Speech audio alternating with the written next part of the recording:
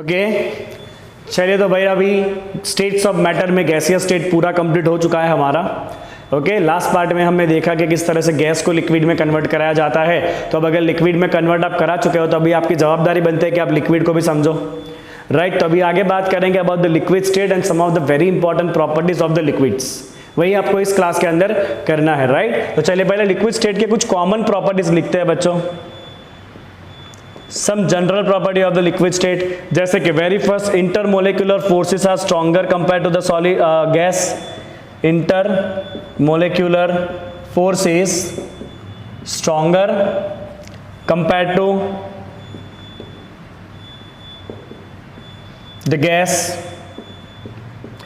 right. Second, molecules are very close to each other, right, and there is a very less empty space, and there is very less empty space, बीच में empty space बहुत ही कम होगी, इसीलिए liquid जो है वो practically होता है incompressible, hence the liquids are incompressible, right. चलिए बच्चों तीसरी बात कि लिक्विड के जो मोलेक्यूल है they are held together by the strong forces. इसका मतलब लिक्विड को अपना पर्टिकुलर वॉल्यूम होता है, लिक्विड के मोलेक्यूल ऐसे एक दूसरे को छोड़ के पूरे में फैल नहीं जा सकते, राइट। तो liquid has fix volume, gas का वॉल्यूम नहीं होता है बट लिक्विड का वॉल्यूम होता है। Liquid has fixed volume, okay, as molecules are held together by attraction forces. Molecules are held together by attraction forces, right. Fourth common point you can write about the liquid. Liquid can flow. We know that liquid can flow, and they assume the shape of the container. Liquid can flow and they assume shape of container, right. चलिए ये तो common property हो गई सारे liquid की। अब हम बात करेंगे about some very important properties of liquid. उसमें सबसे पहला प्रॉपर्टी आपको पढ़ना है बच्चों वेपर प्रेशर। क्या पढ़ना है? सबसे पहला आपको पढ़ना है बच्चों वेपर प्रेशर। चलिए बात करते हैं about the vapour pressure. Vapour pressure क्या है और बॉइलिंग क्या है वो हमें समझना है, ठीक है। चलिए तो मान लीजिए there is a evacuated chamber. क्या है भाई? ये एक इवैक्यूएटेड चैम्बर है और यहाँ पे ऊपर हमने प्रेशर गेज लगा दिया है जो प्रेशर मेजर करेगा, right. This is pressure gauge. As I told you कि ये इवैक्यूएटेड चैम्बर है, मतलब अभी प्रेशर जीरो इंडिकेट करेगा। इवैक्यूएटेड है ना, तो प्रेशर कितना इंडिकेट करेगा भाई? प्रेशर जीरो इंडिकेट करने वाला है ये, ठीक है। अगर मैंने इसके अंदर कोई लिक्विड भर दिया,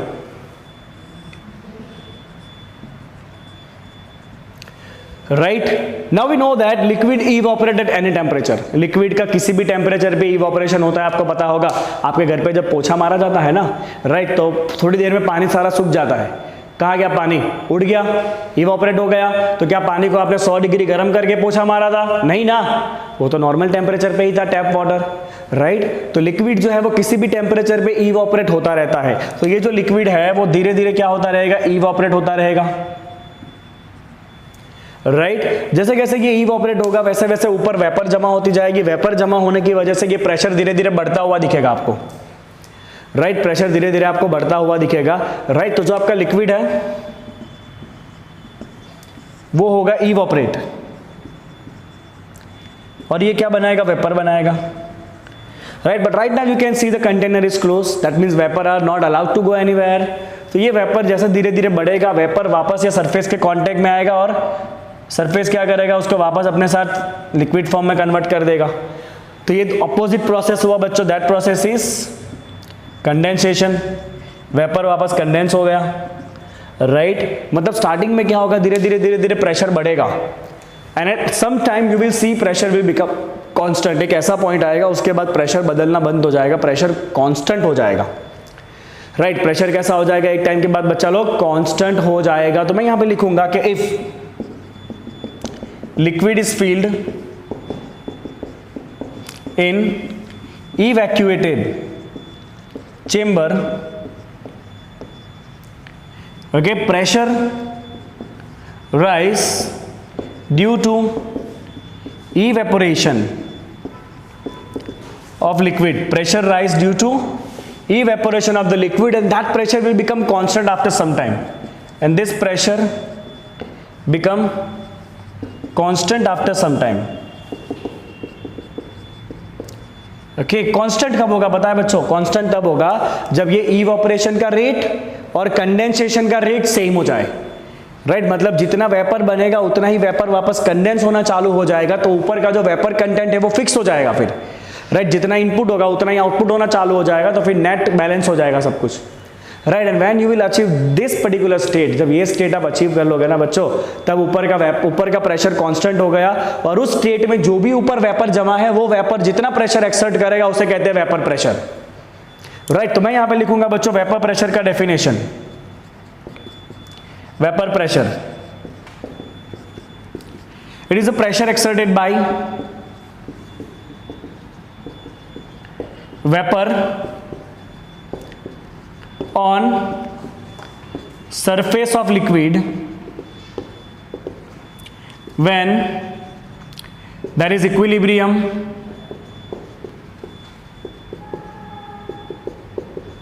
between liquid and vapor state,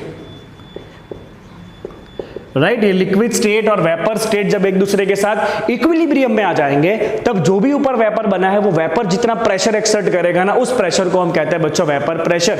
चलिए सिंपल सी बात है, अगर आप लिक्विड को गर्म करोगे तो ज्यादा वेपर बनेगा, तो वेपर प्रेशर भी बढ़ेगा। तो जो वेपर प्रेशर है वो डायरेक्टली प्रोपोर्शनल होता है टेम्परेचर को। Vapour pressure is directly proportional to the temperature. जितना ज्यादा आप गर्म करोगे उतना ज्यादा वेपर बनेगा, उतना वेपर प्रेशर बढ़ेगा, राइट। अब एक और सवाल है हमारे पास, वो बॉइलिंग क्या होता है, व्हाट इज बॉइलिंग, राइट। तो पहले इतना आप लिखिए, फिर बॉइलिंग क्या होता है वो बताता हूं आपको मैं। Now let's see what is boiling. Boiling क्या होता है वो,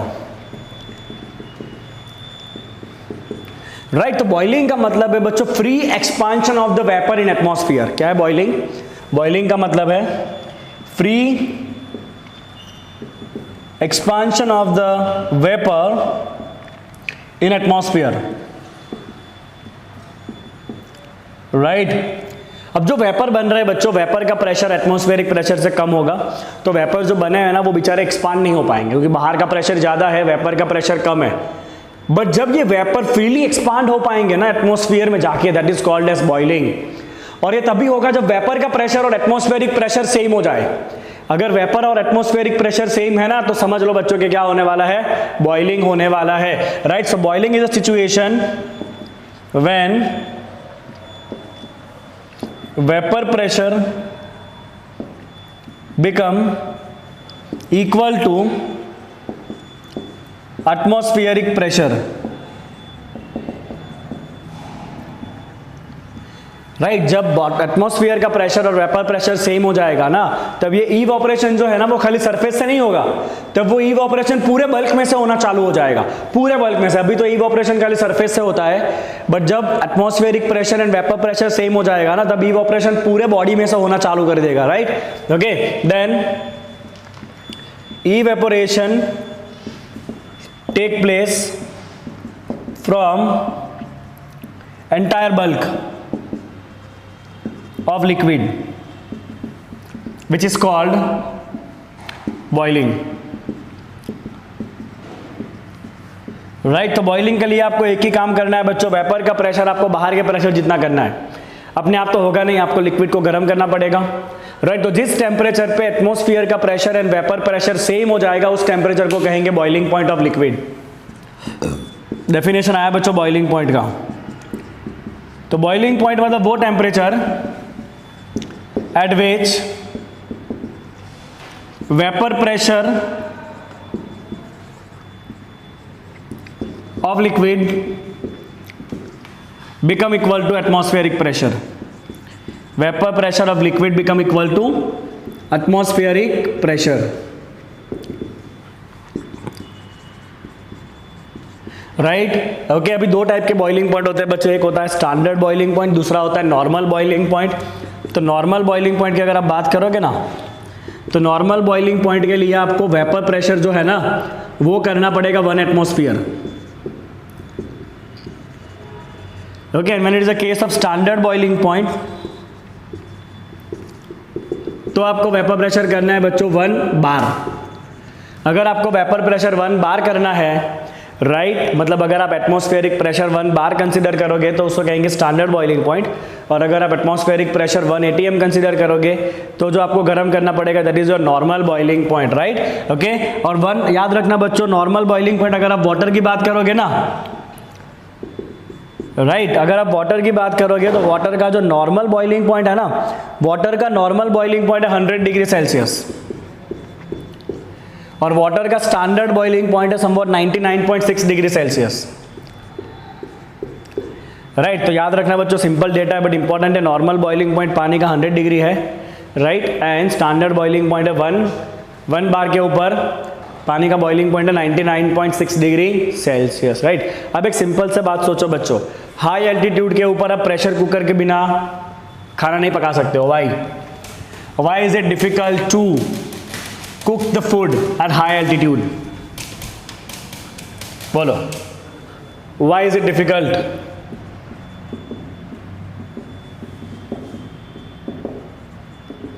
to cook food at high altitude? High altitude पे खाना पकाना मुश्किल हो जाएगा, आपका फ्यूल भी ज़्यादा जाएगा। भाई हाई एल्टीट्यूड पे खाना पकाना मुश्किल हो जाएगा और फ्यूल भी ज़्यादा जाने वाला है। क्यों? रीज़न बहुत सिंपल है, अगर आप हाई एल्टीट्यूड पे जाओगे, जैसे कैसे आप ऊपर जाओगे वैसे वैसे एटमॉस्फेरिक प्रेशर कम होता जाता है, that's a very common thing, right. So I will write here eight high altitude atmospheric pressure is reduced, atmospheric pressure is reduced, right. High altitude के ऊपर एटमॉस्फेयर का प्रेशर जो है वो रिड्यूस हो जाएगा। उससे क्या होगा? अगर एटमॉस्फेरिक प्रेशर रिड्यूस हो गया तो फिर आपको ज़्यादा वेपर प्रेशर बढ़ाने का काम नहीं है, मतलब पानी जो है वो कम टेम्परेचर पे ही बॉईल हो जाएगा, राइट। अगर बाहर का ही प्रेशर कम हो रहा है तो फिर वेपर प्रेशर ज़्यादा बढ़ाने का काम नहीं है आपको, राइट, मतलब बॉइलिंग पॉइंट भी रिड्यूस हो जाएगा, विच रिड्यूस बॉइलिंग पॉइंट। इससे क्या होगा? इससे पानी जो है ना वो जल्दी बॉईल हो जाएगा। Water boil at low temperature, मतलब क्या होगा पता है? पानी जैसे ही गर्म होगा इवोपरेट हो जाएगा, पानी जैसे ही गर्म होगा इवोपरेट हो जाएगा, right.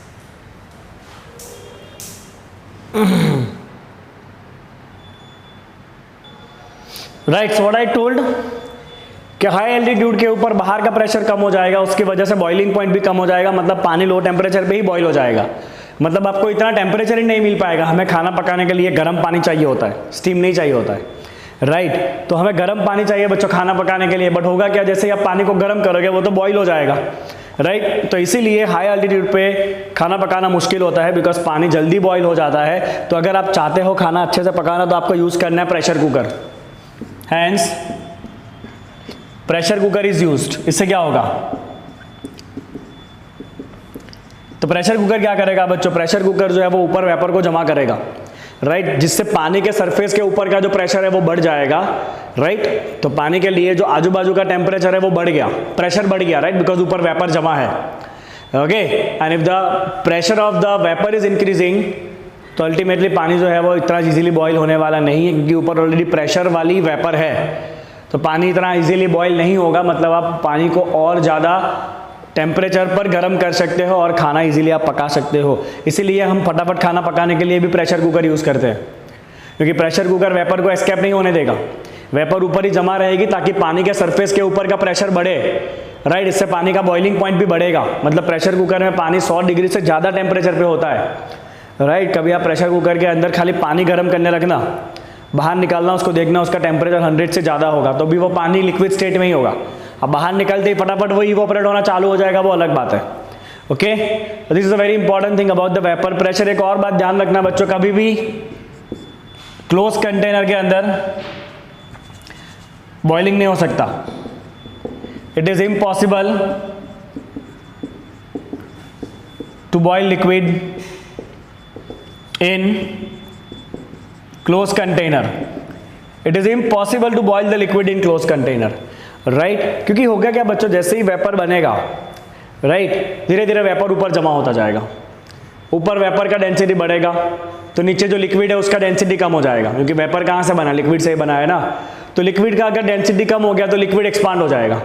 So ultimately what will happen कि आपको एक मिक्सचर फेस मिलेगा जहां पे लिक्विड ड्रॉपलेट होंगे और वेपर होगा।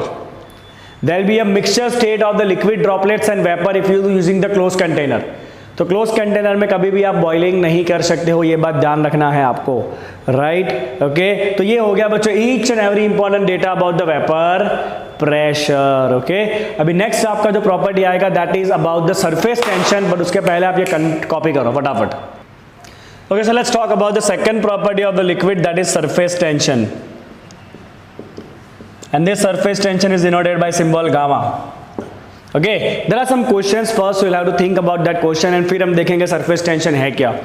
The question given is why is a drop of mercury form a spherical bead instead of spreading on the surface. कभी आप mercury को हाथ में पकड़ना, mercury आपके हाथ को कभी भी wet नहीं करेगा. Mercury has a non-wetting property. Right, वो आपके हाथ के ऊपर छोटे छोटे ड्रॉपलेट के फॉर्म में रहेगा, बट आपके हाथ को वो क्या ना वेट नहीं करने वाला। अगर आप हाथ पे पानी डालोगे तो पानी पूरा स्प्रेड हो जाएगा, बट मर्क्यूरी हाथ पे स्प्रेड नहीं होगा कभी भी, या किसी भी सरफेस के ऊपर मर्क्यूरी स्प्रेड नहीं होता है, right. Why does a liquid rise in a thin capillary as soon as the capillary touches the surface of the liquid? Okay, one interesting thing is कि अगर आपके पास एक पानी का कंटेनर है, उसके अंदर आप एकदम पतला ग्लास का ट्यूब रखोगे ना, यू विल ऑब्जर्व दैट कि ग्लास के ट्यूब में पानी थोड़ा सा ऊपर चढ़ेगा, राइट। और इसके बारे में आप फिजिक्स में पढ़ोगे बच्चों, फ्लूइड मैकेनिक्स चैप्टर के अंदर ये डिटेल में आएगा आपको। Okay fine, this is called as a capillary rise. So this is the reason behind all this things we are going to study. The questions are why drop of mercury are spherical and do not wet the surface, right. Second, why level of water or level of liquid rise in capillary tube?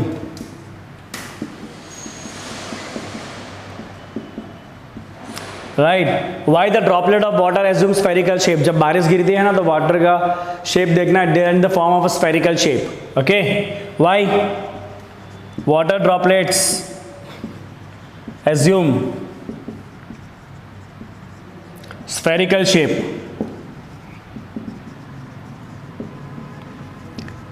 Right, चलिए इन सब के पीछे का answer एक ही है बच्चों, that is surface tension. Reason of all this are surface tension. समझना जरूरी है सरफेस टेंशन है क्या वो, ठीक है ना। So let's start the surface tension. चलिए बच्चों एक सिंपल सी बात है, if you talk about the liquid, चलिए एक लिक्विड की बात करते हैं। If there is some particle inside the bulk of liquid, अगर कोई पार्टिकल, लिक्विड का ही पार्टिकल अगर बल्क में है, अंदर है, right, so this particle will equally experience from all the sides. This particle will remain equally attracted from all the side, मतलब उसको कोई भी नेट फोर्स लगने वाला नहीं है। तो there is, इस पार्टिकल की अगर हम बात करेंगे, there is no net force in particle on particle in the bulk of liquid। जो पार्टिकल लिक्विड के सरफेस के अंदर है ना, लिक्विड का ही पार्टिकल जो सरफेस के नीचे है, वो चारों तरफ से इक्वली खींचा हुआ है, तो उसको नेट फोर्स कोई नहीं लगेगा। बट अगर कोई पार्टिकल सरफेस के ऊपर है तो नीचे से खींचने के लिए तो लिक्विड के पार्टिकल है, बट ऊपर से खींचने वाला कोई नहीं है, राइट। मतलब अगर कोई पार्टिकल सरफेस के ऊपर है तो वो नीचे की तरफ अट्रैक्टेड रहेगा, right. The particle on surface remain attracted in downward direction, right। Now as it experience the downward force, अगर इसके ऊपर कुछ ना कुछ नेट फोर्स है, इसका मतलब इसकी एनर्जी भी थोड़ी बहुत ज्यादा होगी, राइट। इसका मतलब particle at the surface is have more energy. Particle at the surface have more energy due to net unbalanced force. Due to net unbalanced force, right? ये जो net unbalanced force लग रहा है सरफेस पार्टिकल के ऊपर, उसकी वजह से ये जो पार्टिकल है उसको नीचे की तरफ फोर्स लगा and they have more energy. अब किसी भी सिस्टम को अगर स्टेबल होना है तो वो ऑलवेज कोशिश करेगा अपनी एनर्जी को कम करने की, राइट? ओके, तो ये सरफेस भी कोशिश करेगा अपनी एनर्जी को कम करने की, और ये एनर्जी तभी कम होगी जब सरफेस खुद ही कम हो जाए, क्योंकि जितने पार्टिकल सरफेस के ऊपर होंगे भाई उन सबको तो अट्रैक्शन फोर्स लगना है, उतनी ज्यादा एनर्जी बढ़ती जाएगी, राइट? तो we can write here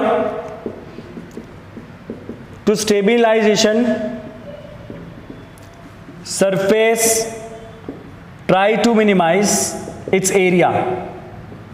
Surface try to minimize its area. Surface अपना एरिया कम करने की कोशिश करेगा ताकि उसको स्टेबिलिटी मिले. तो अगर आपको किसी पार्टिकल को बल्क में से खींच के सरफेस पे लाना है, अपने आप तो आएगा नहीं, क्योंकि सरफेस तो कोशिश कर रहा है कि एरिया को कम करा जाए. तो अगर आप किसी पार्टिकल को सरफेस से खींच के ऊपर तक बल्क में से खींच के सरफेस तक लाना चाहते हो तो आपको वर्क करना पड़ेगा, राइट? तो I will write here work to be done to bring particle on surface. Work to be done to bring particle on surface.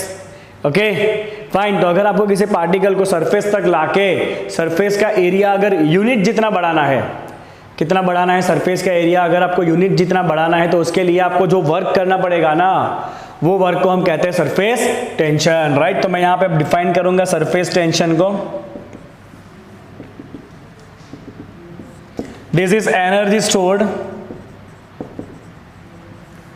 In surface per unit area. तो surface tension is energy per unit area. ये पहला definition हो गया बच्चों. This is the first definition of the surface tension, that is energy stored in surface per unit area. Surface के particle के पास ज्यादा एनर्जी है, और जो एनर्जी है पर यूनिट एरिया, यूनिट एरिया में जितना एनर्जी होगा उसे कहते हैं सरफेस टेंशन. आपको भी अगर पार्टिकल को ऊपर लाना है वर्क करना पड़ेगा, अपने आप नहीं आएगा, और वो जो वर्क है वो पार्टिकल में एनर्जी के फॉर्म में स्टोर हो जाएगा.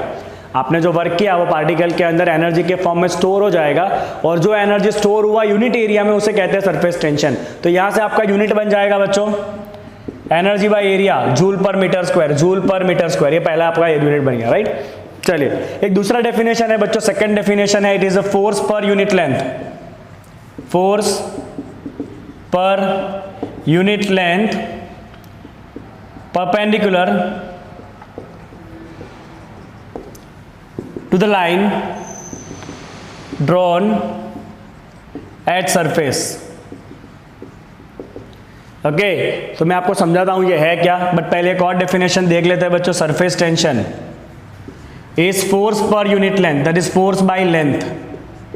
It is force per unit length, that is force by length. Okay, तो यहां से एक यूनिट और बन जाता है बच्चों, that unit is force by length, Newton पर मीटर. अब न्यूटन को रखोगे बच्चों किलोग्राम मीटर पर सेकंड स्क्वायर, तो एक और यूनिट बनेगा किलोग्राम पर सेकंड स्क्वायर, किलोग्राम पर सेकंड स्क्वायर. तो ये तीनों यूनिट सरफेस टेंशन के हैं, राइट? चलिए ये डेफिनेशन ऐसा कहता है कि अगर ये लिक्विड का सरफेस है तो इस लिक्विड के सरफेस पे अगर आपने यूनिट लेंथ का लाइन खींचा, लिक्विड के सरफेस पे अगर आपने यूनिट लेंथ का लाइन खींचा, तो इस यूनिट लेंथ के लाइन के इस तरफ वाले पार्टिकल दूसरी तरफ वाले पार्टिकल के ऊपर ये लाइन को परपेंडिकुलर जो फोर्स लगा रहे होंगे ना, इस फोर्स को कहते हैं सरफेस टेंशन, राइट? तो ये दूसरा डेफिनेशन है कि अगर लिक्विड के सरफेस के ऊपर एक यूनिट लेंथ का लाइन है तो उस लाइन के परपेंडिकुलर जो फोर्स लग रहा है ना पार्टिकल के बीच में, उसे कहते हैं सरफेस टेंशन. तो ये एक दूसरा डेफिनेशन है बच्चों सरफेस टेंशन का, राइट? तो there are two definition of surface tension. Reason क्या है? सरफेस टेंशन का रीजन है जो पार्टिकल सरफेस के ऊपर है उनको नीचे की तरफ फोर्स लगता रहेगा, उसकी वजह से सरफेस वाले पार्टिकल के पास ज्यादा एनर्जी होगी और वो ट्राई करेंगे एनर्जी को कम करने की, मतलब सरफेस को कम करने की वो कोशिश करेंगे, राइट? ओके, और अगर आपको किसी पार्टिकल को सरफेस पे लाना है तो आपको भी उसके ऊपर वर्क करना पड़ेगा. आपने जो वर्क किया वो एनर्जी में स्टोर हुआ, और जो एनर्जी स्टोर हुआ यूनिट एरिया में उसे कहेंगे हम सरफेस टेंशन. या फिर ये दूसरा डेफिनेशन आप लिख सकते हो, force per unit length that should be perpendicular to the line drawn on the surface, surface पे लाइन ड्रॉ किया है उसको परपेंडिकुलर जो फोर्स लगता है यूनिट लेंथ पे, that is also called as surface tension. चलिए बच्चों, यही रीजन है कि वाटर ड्रॉपलेट जो है ना वो स्फेरिकल होता है। क्यों? बिकॉज अगर आपके पास फिक्स क्वांटिटी है ना, अगर आपके पास मैटर का फिक्स क्वांटिटी है तो फिक्स क्वांटिटी के लिए सबसे कम सरफेस एरिया स्फीयर का होता है। Sphere assume minimum surface area. अगर मैं आपको ऐसा कह दूं कि भाई मेरे पास 10 kg कोई सब्सटेंस है, उसको इस तरह से रखो ताकि एरिया सबसे कम रहे, तो सबसे कम एरिया स्फेरिकल शेप का होता है, राइट। तो स्फीयरिकल एरिया के अंदर स्फेरिकल शेप में एरिया सबसे कम है तो सरफेस एनर्जी भी सबसे कम होगी, मतलब वो सबसे ज्यादा स्टेबल रहेगा, राइट। तो I will write here spherical shape as minimum surface area, that's why water droplets are spherical, right. इसके बारे में और डिटेल में तो बच्चों आप सीखोगे फिजिक्स में ही, फिजिक्स में पूरा चैप्टर है फ्लूइड्स के ऊपर, तब आप इसके बारे में बहुत अच्छे से सीखोगे कि क्यों पानी जो है वो नॉर्मल सरफेस को वेट करता है बट पानी रेनकोट को वेट नहीं करता है।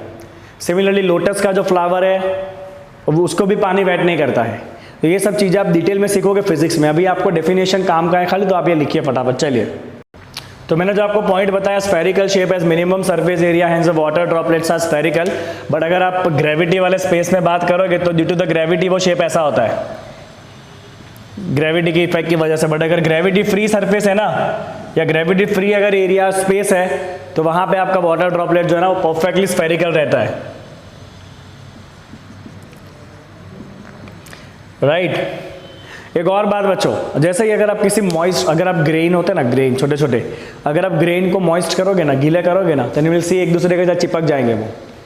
क्या रीज़न है उसका? रीज़न यही है, राइट, कि जब आपने ग्रेन को वेट कर दिया है तो उसके ऊपर डेफिनेटली सरफेस बन गया होगा वाटर का, राइट, या लिक्विड का, what ever it can be, okay. अब लिक्विड का सरफेस कोशिश करता है एरिया जितना बने उतना कम रखने की, ताकि उसकी एनर्जी कम रहे और वो स्टेबल बने, राइट। इसीलिए ग्रेन जो है वो आपस में चिपक जाएंगे ताकि सरफेस एरिया मिनिमम हो जाए और स्टेबिलिटी बढ़े। तो एक दूसरा पॉइंट बच्चों, moist grains remain stuck with each other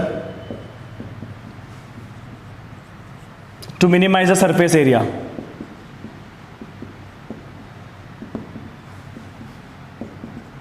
right. एक और बात बच्चे, एक और चीज होती है that is called as fire polishing. Fire polishing में कुछ नहीं करना है बच्चों, through rounding off the edges of, to rounding off sharp edges of glass, sharp edges of glass, right. तो ग्लास के एजेस जब बहुत शार्प होता है ना तो लग सकते हैं डेफिनेटली हाथ में, राइट। तो अगर उसको राउंड ऑफ करना है तो क्या करेंगे? तो अगर ग्लास के एजेस को राउंड ऑफ करना है ना तो खाली ग्लास को गर्म करेंगे थोड़ा सा। ग्लास को जैसे ही गर्म करेंगे वो थोड़ा सा लिक्विड बन जाएगा, और जब लिक्विड वापस सॉलिडिफाई होगा तो वो कोशिश करेगा सरफेस टेंशन कम करने की, मतलब वो कोशिश करेगा सरफेस एरिया कम करने की, और एरिया कम करने के लिए अपने आप ही वो एजेस कैसा हो जाएगा? स्फेरिकल हो जाएगा, राइट। मतलब एजेस जो है वो स्मूथ हो जाएंगे शार्प एजेस से, राइट। तो मैं ये पॉइंट लिख देता हूं बच्चों क्लियरली, ताकि अगर आपको एग्जाम में पूछा जाए कि फायर पॉलिशिंग क्या है तो आप लिख सको, okay. So glass when heated and recooled try to minimize surface area, hence edges become smooth, edges जो है वो स्मूथ हो जाएंगे, and that process is called as fire polishing, right. तो ये हो गया बच्चों everything about the second property of the liquid. हाँ, एक पॉइंट बाकी रह गया बच्चों, surface tension is inversely proportional to temperature, और I can say surface tension is directly proportional to intermolecular forces. जितने ज्यादा इंटरमोलिकुलर फोर्सेस होंगे, जितना ज्यादा पार्टिकल के बीच में अट्रैक्शन होगा, उतना सरफेस टेंशन ज्यादा होगा, and that surface tension is inversely proportional to temperature. Why? Reason it quite simple. If you increase the temperature, अगर आप टेम्परेचर बढ़ाओगे तो जो पार्टिकल है उनकी थर्मल एनर्जी बढ़ेगी, थर्मल एनर्जी बढ़ेगी तो इंटरमोलेकुलर फोर्सेस वीक हो जाएगा। अगर इंटरमोलेकुलर फोर्सेस वीक हो गए ना तो फिर सरफेस टेंशन भी वीक हो जाएगा। It is all about the surface tension. एक और प्रॉपर्टी बाकी है, that is viscosity. Okay, will do this viscosity in the next section. Okay.